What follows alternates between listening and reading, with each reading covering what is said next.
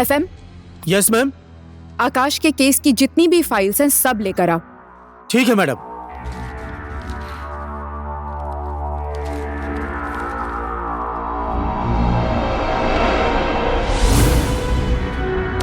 Madam file.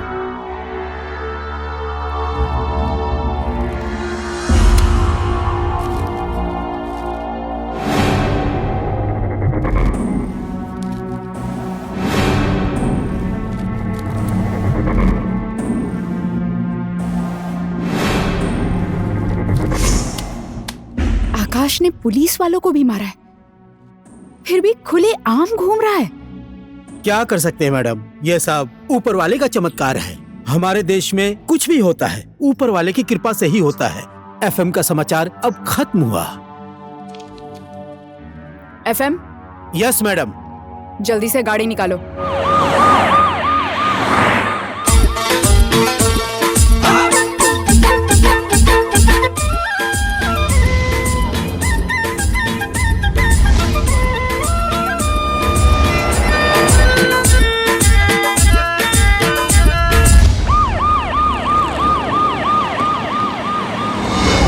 चलिए नेताजी के साथ हाथ मिला लीजिए, उसके बाद कारोबार आगे बढ़ेगा। समझ गया सर।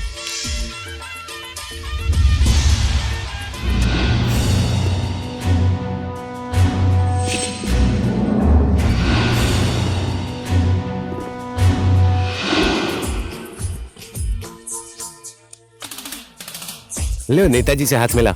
नेताजी की जय हो। चलो माल लेकर निकल जाओ, यहाँ पर खतरा भी हो सकता है।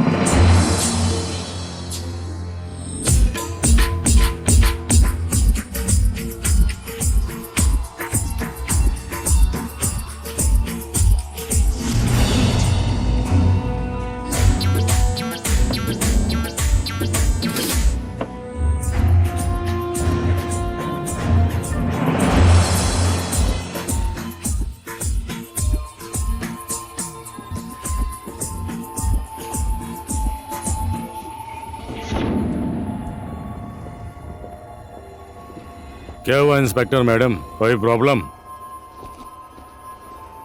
यहाँ पर क्या क्या प्रॉब्लम्स हैं आपको तो अच्छे से पता होगा। यहाँ पर गैर कानूनी काम हो रहे हैं, ऐसी इन्फॉर्मेशन मिली है हमें। ये गलत इन्फॉर्मेशन मिली है आप लोगों को। यहाँ पर हमारे कार्यकर्ता लोग बस मीटिंग के लिए आए हैं। यहाँ पर कोई भी अवैध काम नहीं हो रहा है। आप समझ रही हैं?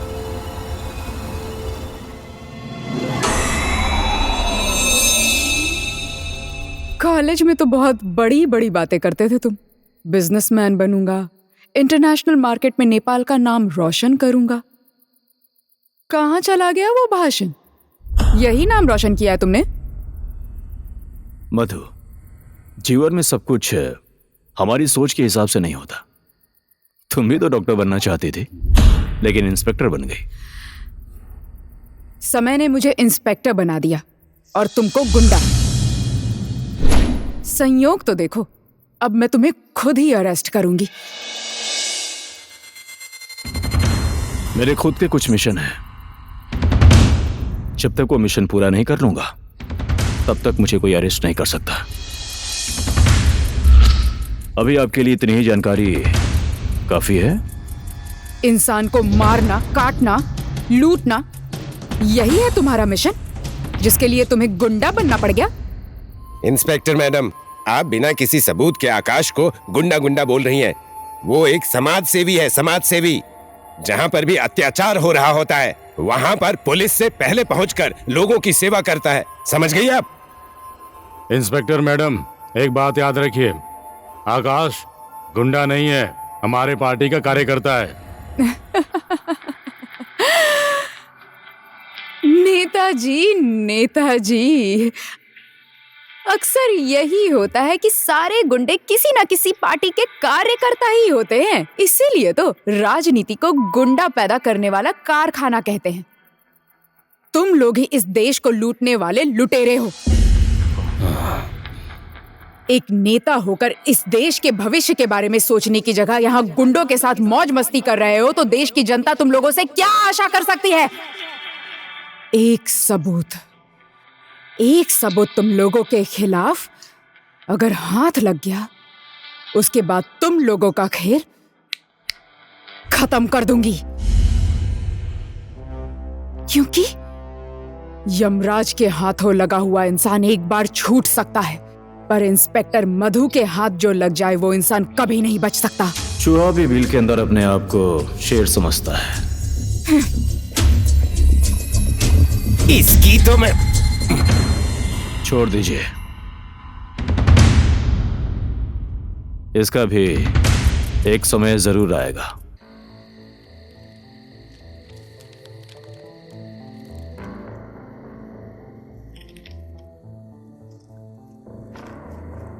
हत्या। आकाश, देखो मधु, आकाश कोई छोटा मोटा गुंडा नहीं है। उसके पीछे बड़े बड़े नेताओं का हाथ है और ये केस रिस्की भी है। मेरी बात मानो, तुम इस लफड़े में मत पड़ो।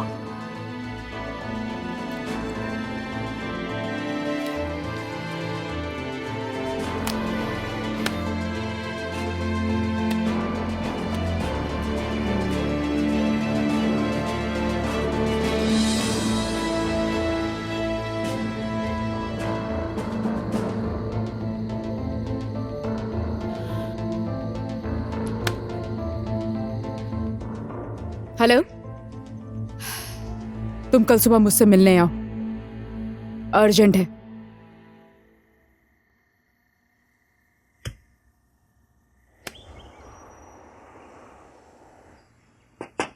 Sister,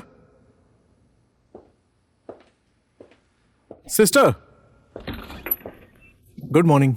morning. बैठो ना। मुझे क्यों बुलाया सिस्टर? मैं आकाश के बारे में सोचकर बहुत टेंशन में हूं अर्जुन। जिस आकाश को मैं जानती हूं, जिस स्थिति में मैंने उसे देखा था,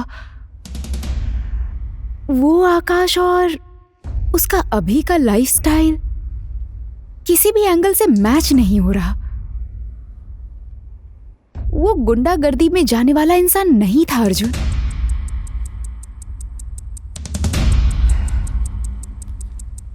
मैं तुम्हें एक जिम्मेदारी देना चाहती हूं, और इसके पीछे एक वजह भी है कि किसी जमाने में तुम भी गुंडागर्दी के लाइन में जाना चाहते थे।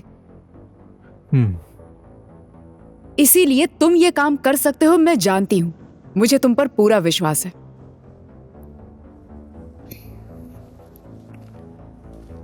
मुझे आकाश के खिलाफ एक गवाह और एक सबूत चाहिए,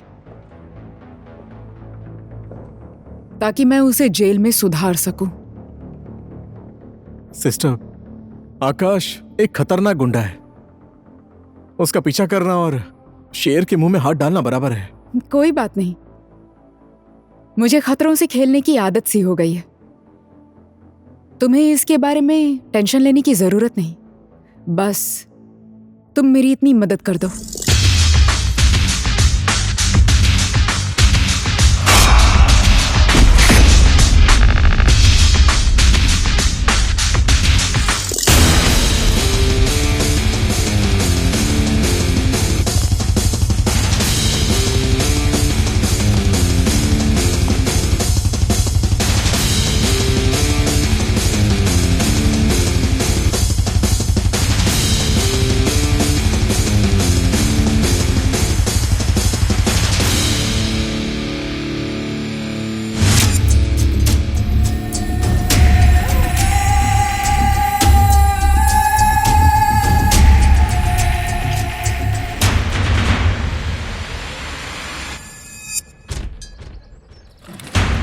सर, नमस्ते।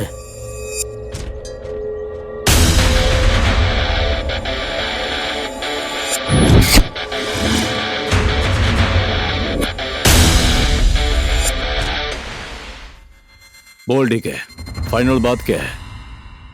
मैं अपने होटल में से सिर्फ आपको 10% ही शेयर दे सकता हूँ। तो मुझे क्या भिखारी समझता है? एक तो तू मेरे ही एरिया में मेरे ही दुश्मन बिहारी के साथ मिलकर तू होटल चलाना चाहता है, और तू मुझे 10% देकर साइड करना चाहता है। बेवकूफ समझता है? अगर तू होटल चलाना चाहता है तो सुन, 50%।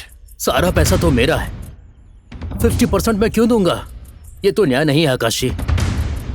न्याय और अन्याय देखने के लिए मैं कोई जज नहीं हूं डीके। माना कि पूरा पैसा तूने लगाया है, लेकिन ये एरिया तो मेरा है ना, और ये 50% मैं अकेला नहीं खाऊंगा। देख रहा है ना तू, इन सारे लड़कों को भी पालना पड़ता है, ऊपर से लेकर नीचे तक छोटे बड़े ऑफिसर सबको देना पड़ता है। मेरे पास टाइम नहीं है तुझे समझाने के लिए। पहले ही ये बात बताते तो मैं ये होटल ही नहीं खोलता।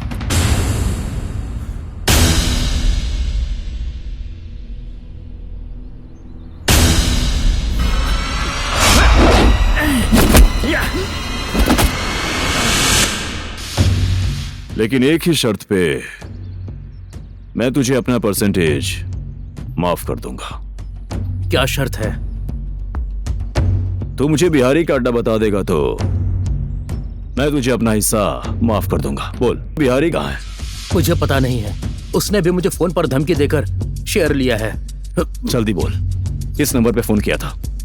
9841315501।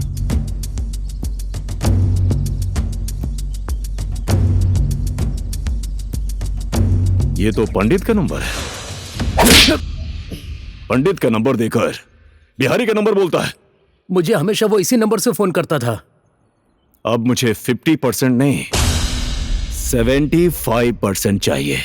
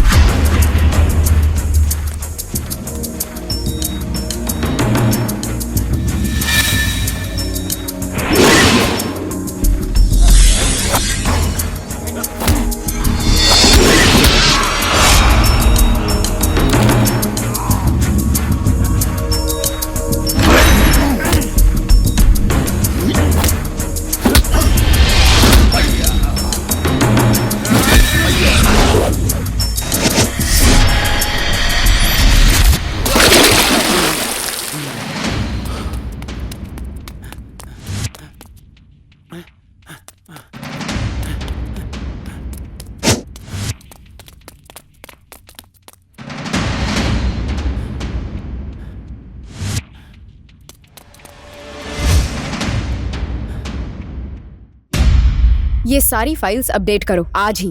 Okay madam.